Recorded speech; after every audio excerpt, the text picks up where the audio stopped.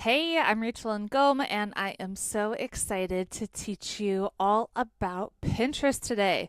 So, a little bit about me before we dive in. Hi, I'm Rachel. I am a wife to my husband Alphonse for the past, we just had our anniversary, 8 years, and a mom to TJ, who is 5, and I'm obsessed with wine, cheese, and watching Friends reruns. And I used Pinterest to really skyrocket my business. So, I don't know if you felt the change in Facebook logarithm, but you really do have to pay to play. So when I first built my business, I built it all on my Facebook fan page. I had 50,000 followers, which worked great back in the day. But then Zuckerberg changed and I was left stuck and scrambling. And that's really when I decided to focus on Pinterest and my blog. And that's when my business really, really took off and it's automated. So, Pinterest is a way for you to automate your business. You're going to spend less time working, and it's going to give you the opportunity to grow your email list on autopilot for free. Hey. So, like I said, Pinterest was the one platform that really changed my business. I had 50,000 followers on Facebook, 20,000 on Instagram. So, what I did with my fitness business was I just focused on delivering really valuable content and generating blog traffic via Pinterest for free. And what's actually super crazy, I could take another screenshot and put it here because this is for a blog that I haven't touched in 8 months, 9 months. I haven't touched this blog, added a new blog post, done nothing to it in over 9 months. These numbers have only increased because Pinterest works for you over time. And so I hope you're getting excited about just the possibilities of what Pinterest could do for you. It's going to help you automate your business so you're working smarter, not harder. You're going to get more traffic to your site. More traffic is going to equal more email subscribers, which is going to equal more income. And you're going to create content that people are actually searching for, and you're going to become that go-to expert. And I don't know if you've been, private messaging people for sales in the past. No more. You're going to have people actually coming to you saying, "Hey, I've read your blog post. I need your help." So, like I said, I'm able to now have content that's working for me, getting repins of things that I created years ago and can literally make sales while I sleep from that content that's being repinned. So, I want to share with you my 5 step strategy to 10x your profits using Pinterest. And then I'm going to just kind of show behind the scenes of my Pinterest account, my blog, and what some of these things should look like so you can make sure everything is optimized and working awesome. So, step 1, content creation. It's going to be SEO smart, search engine optimization smart for your ideal client. Step 2, we're going to pin it. Step 3, we're going to automate it. Step 4, lead generation. And step 5 is the offer. So let's break this down a little bit. Step 1, we're going to create content that's attracting your ideal client to you. Social media is so noisy, and you need to stand out by being the person who is showing up on a consistent basis and adding massive value to your ideal client. So I want you to focus. Who is your ideal client? What is the problem that they have, and then how can you create content that they're already searching for so you can be that expert and they find you. So I want you to stop, pause me, do a little homework, and think about what are 4 topics that you can cover in depth this next month that's really going to add value to your ideal client and solve a problem for them. And don't overthink it. Like, I know a lot of times in the beginning we're thinking, but I don't know that much, or what could I really teach? You know stuff, you do. And so I want you to think about where you were just a few steps back. That's who you want to teach. You don't need to be the best expert in the entire world. You just need to help the people who are a few steps behind you. And you do this by investing in yourself. You're investing in your education. You're growing. You're learning something. And then you teach it. So you're going to create content using the right keywords, which I'm going to show you how to do that on Pinterest. The biggest takeaway I want you to have from this is that Pinterest is a search engine, and you really need to understand keyword strategies if you want people to see your content. I'm going to show you how to do this. So we're using something that's called a long tail keyword. So one word would just be like keto. So we're not using keto because that's not specific enough. It's too broad. When we're searching keto on Pinterest, what's going to happen is you're going to have 500 million things with keto in there that are going to pop up, and you're going to have a really hard time ranking for that search term. So let's get a little bit more specific. And so here are just some ideas of long tail keywords. So these are like 3, 4, 5, even 6 words together that you're going to use. And more than likely, the best place that you're going to use this is going to be just in the pin description when you upload the pin. There's a lot of places you can put keywords all over Pinterest to show up. The most important place, just to simplify things for you right now, is put it anytime you're uploading a pin to Pinterest, put it in that pin description. So instead of, uploading a pin and just say, oh, hey, here's a great recipe you should try, I'm going to be strategic and say, I have a super easy gluten-free recipe idea for you. If you need some help eating gluten-free, come check out this recipe. So I'm going to use that keyword very strategically. So to find out what people are actually searching for on Pinterest, we're just going to go to the Pinterest search bar. And so at the very top of Pinterest, you're going to see that search bar, and you're just going to start typing in what you think your ideal client is typing in. So let's say I want to write something about Pinterest marketing, and I'm just going to type in Pinterest marketing. And then what happens is Pinterest autofills this.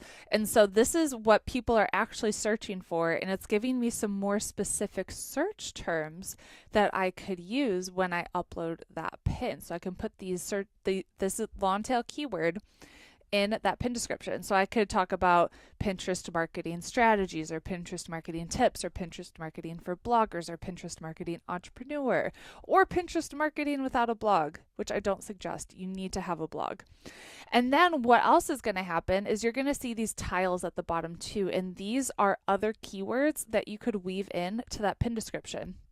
So I could write a pin description that says, hey, are you an entrepreneur who's running a small business that wants to use some Pinterest marketing strategies to earn money online and really optimize your website and your posts for search engine optimization?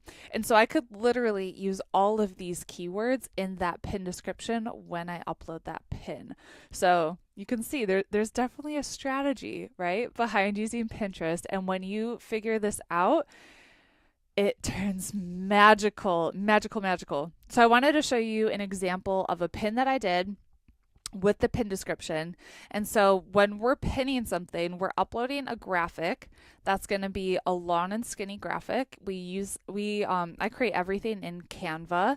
It's amazing. You can duplicate all of your images once you have the right font, the right colors that you want to use, and it has your logo on it. You can literally duplicate it, change the headline for your new blog post, duplicate it, change the headline for your next blog post, and it makes life so easy. So we have a tall and skinny image that has a headline on there that's going to get people's attention. So my headline here is the ultimate guide to creating killer content, how I got my blog shared 80,000 times, my step-by-step system, plus a free video. So typically on my pins, I just have some text there that's big, it's bold, it's easy to read, and it's referencing some kind of freebie there. And so another homework step for you to do is just open Pinterest on your phone and start scrolling and see what kind of pins grab your attention. We want to create our pins in a way that's going to make somebody stop their scroll. And so we're not going to just have an image there, right? We have to have text on there, and that text needs to make them kind of like pique their curiosity. And they're going to go, I want to learn how she did that, or I need to learn what that is, or whoa, what is that? Like, what is she talking about? So something that's not going to give away the farm. So like those infographics that have literally everything on it, they have no reason to click through and go to your blog post. So you want to give them a reason to click through and check out your blog post, right? You want them to go see that pin, click on it, and then be like, ooh, I need to learn this, and then click through and land on your blog. And so you can see I have a pin description here where I'm using a lot of these keywords, like creating content and using keywords, how I create content. And I think my trying to think of what my main keyword is here, but probably getting more email subscribers, right? Building trust, getting clients into your business. I'm using all those keywords. And so, like I said, you got to have a keyword strategy. I'm talking about that a lot. Your description should have those main keywords in it and a CTA, a call to action. So, you got to tell people what to do. You got to say, repin and come grab my free thing on how to X, Y, and Z. So, instead of just saying, this content is about gluten-free recipes, tell them, like, give them a good keyword rich description and say repin and come check out our free gluten-free recipe guide. And here are just some more examples on how just different pins. This is for my fitness blog. This is for my Pinterest blog. I'm referencing a freebie in both of them. The text is big and bold on there, and it's something that's going to make them stop the scroll. So this intermittent fasting one has been repinned over 100,000 times, which is crazy. And then we're going to automate it. And we're actually using Tailwind to automate all of our pins. Tailwind is a free, kind of like an app that you can use. And then we have something called Tailwind Tribe. So Tailwind is a Pinterest scheduling app. And just like any other social media platform, you want to be there on a consistent basis. You want to show up because Pinterest is going to either say, okay, this person is a regular pinner, they're pinning consistently, we're going to show their pins to more people, or they're going to say, they don't really show up that often, we're not going to show their pins to more people. So Pinterest's logarithm is called the smart feed. And by pinning consistently, you're going to show up more often in the smart feed. So I don't want you to be on Pinterest all day, every day. I'm seriously never on Pinterest, which is so funny. But I schedule everything out. So we use Tailwind to schedule it all out. And then there is something called Tailwind Tribes, which is kind of like the updated version of a group board on Pinterest. Or you could think of it kind of like an Instagram pod or something like that, where you're connecting with other people and sharing each other's pins. And so it's a way for you to collaborate with other people, so you get in front of more people and you help them get in front of more people too. So Tailwind Tribes are amazing. You're going to get more exposure, and just the overall idea is that you're connecting with a network of people and everyone wins. Everyone's getting more exposure. So to have success with Tailwind Tribes, it's the exact same thing. You're going to have a good keyword rich description for every single pin. Follow the rules. Some people are sticklers for the rules. You're going to see every tribe has a different rule, but essentially what happens within the tribe is you're going to upload one pin. They're going to tell you, like, for every pin you share, you should repin somebody else's. And it's really self-explanatory once you're in there. You want to make sure you're just pinning quality pins as well. And set aside time for your tribes, depending on how many you're in. So we're in over 30 tribes, which is crazy. I outsource all of this to a virtual assistant in the Philippines who now manages it. You get 5 for free. And just make sure if you're uploading, let's say, a pin per day, that you go and repin everyone else's. And you could do this once per week. You could do this once per month. Totally up to you. But it's increased my reach by like 1 million plus on Pinterest. So it's definitely worth the time and effort to figure out. Okay, step 4, lead generation. So you got to have a freebie, a way where you can capture somebody's email address. You need to have an email list. You need to. Facebook could shut down your account. They could change the algorithm, close down your group. Your Instagram account could be hacked. You must be building your email list. Must, must, must.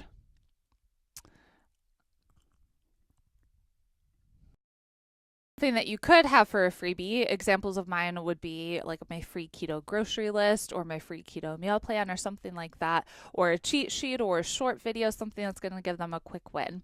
And then step 5 is to sell by offering something in alignment with your content. So I want you to just kind of reverse engineer your entire strategy, and we're going to start with the end in mind here. So if I want to sell my keto program, or my keto ebook, I'm going to have my free thing, my freebie could be my keto meal plan or my keto grocery list. And then all my content is going to be about keto. And you don't know what keto is, it's eating high fat, low carb. But an example for my Pinterest business, I have my course Pin with Purpose. It's a Pinterest course.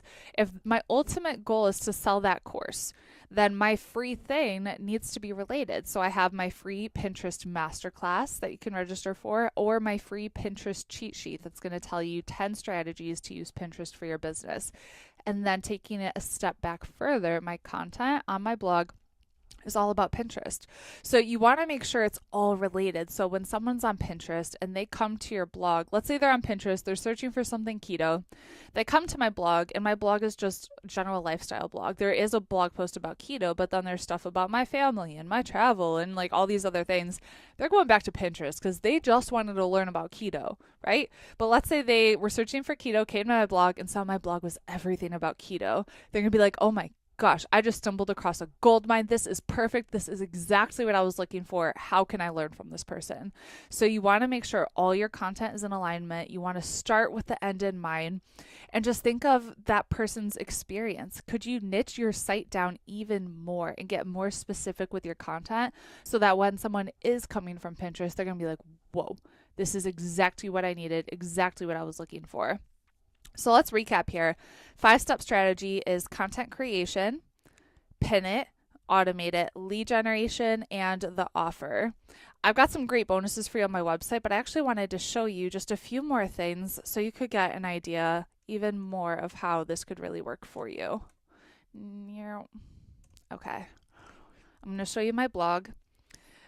You want to make sure on your blog you have a freebie that's very prominent and kind of right in front of their face. So when you go to my website, rachelandngom.com, you can see right away I have 10 Pinterest hacks that increase my traffic by 34,000 per month. It's specific. They know exactly what they're getting. I'm not telling them subscribe to get on my email list because nobody wants to subscribe to get on your email list. They want something for free that's going to add value to their life and solve a problem. So that's what I'm doing. Right when you land on my site, you're going to see that right away.